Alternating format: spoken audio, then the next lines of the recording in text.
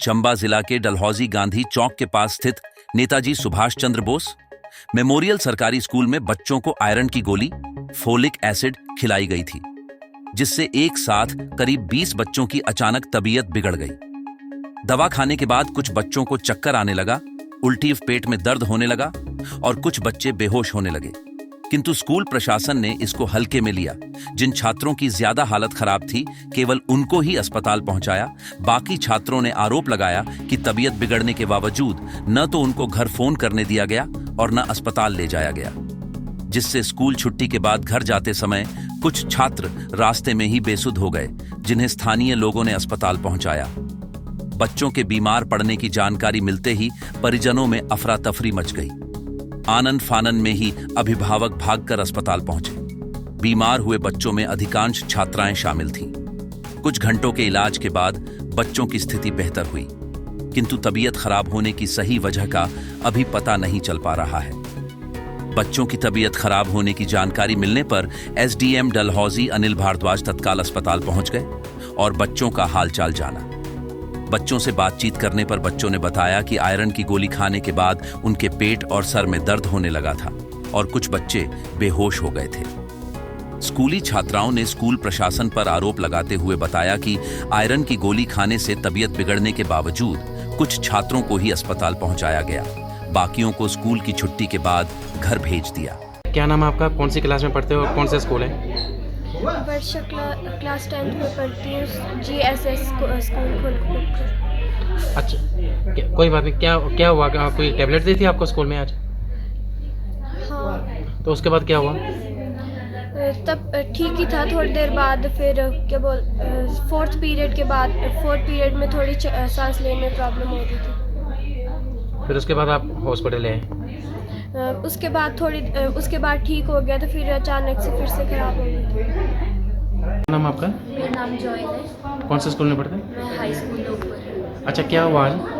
हमें एक टैबलेट दी खाने के लिए, बट मैंने नहीं खाई क्योंकि मैंने अपने क्लास के फ्रेंड्स को देखा, उन्हें कुछ प्रॉब्लम हो रही थी, तो इस कारण मैंने नहीं खाई। और हमें स्कूल वाले इधर भी नहीं लेकर आए और फ़ोन भी नहीं करवा रहे थे घर को, और ज़्यादा प्रॉब्लम हो रही थी तो मेरी सिस्टर को तो हम आधे रास्ते से ही हॉस्पिटल ले आए थे।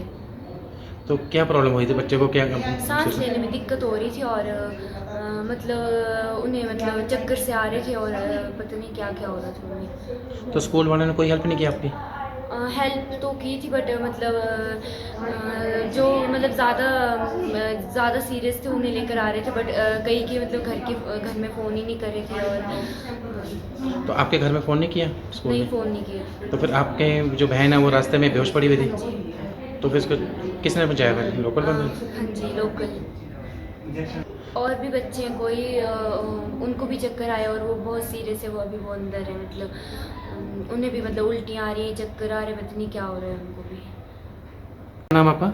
मेरा नाम स्मृति है। कौन से स्कूल में पढ़ते हो आप? मैं यहाँ डलहौजी हाई स्कूल में पढ़ती हूँ। तो ये क्या आपकी फ्रेंड को क्या हुआ? ये हमें ना आयरन की गोलियाँ दी थी, तो मेरे को तो मैंने भी खाई थी, पर मेरे को इसका कोई इफेक्ट नहीं पड़ रहा था। पर वो मेरी फ्रेंड ज़्यादा बीमार हो गई, उसको सांस लेने में काफ़ी दिक्कत आ रही है। तो उसके बाद क्या हुआ?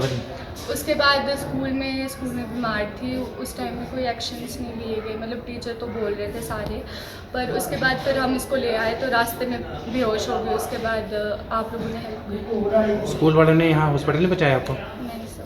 तो आप फिर स्थानीय लोगों ने पहुँचाया? उधर एसडीएम डलहौजी अनिल भारद्वाज ने बताया कि इस मामले की सूचना मिलते ही वह अस्पताल में पहुंच गए।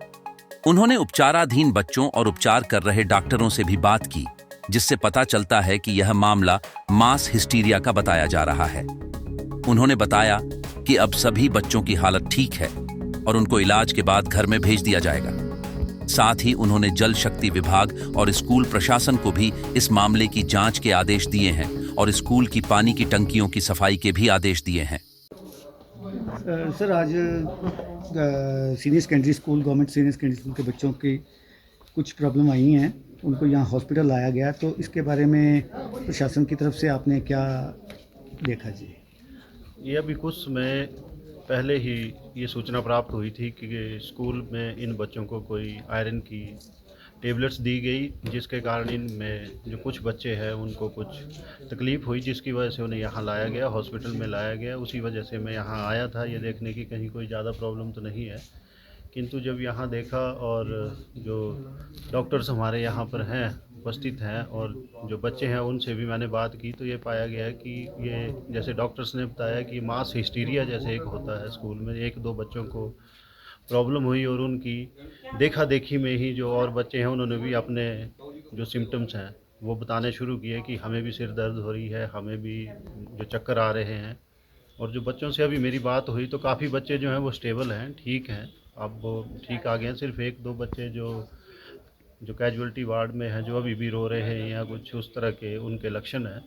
लेकिन जो मेडिकल स्टाफ हमारा यहाँ है और जो डॉक्टर्स हैं, एमडी हैं, अच्छे स्पेशलिस्ट हैं, उनसे जो मेरी बात हुई तो वो कह रहे हैं ऐसी कोई घबराने वाली बात नहीं है, और जो एक टेबलेट्स के साइड इफ़ेक्ट्स होते हैं उस तरह का कोई भी सिम्टम्स इनमें नहीं है। क्योंकि काफ़ी बच्चे यहाँ ऐसे भी हैं जो ये कह रहे हैं कि उन्होंने भी वो टेबलेट ली थी लेकिन वो बिल्कुल स्टेबल हैं, ठीक है। तो ऐसे ही मतलब कोई पैनिक करने वाली बात नहीं है।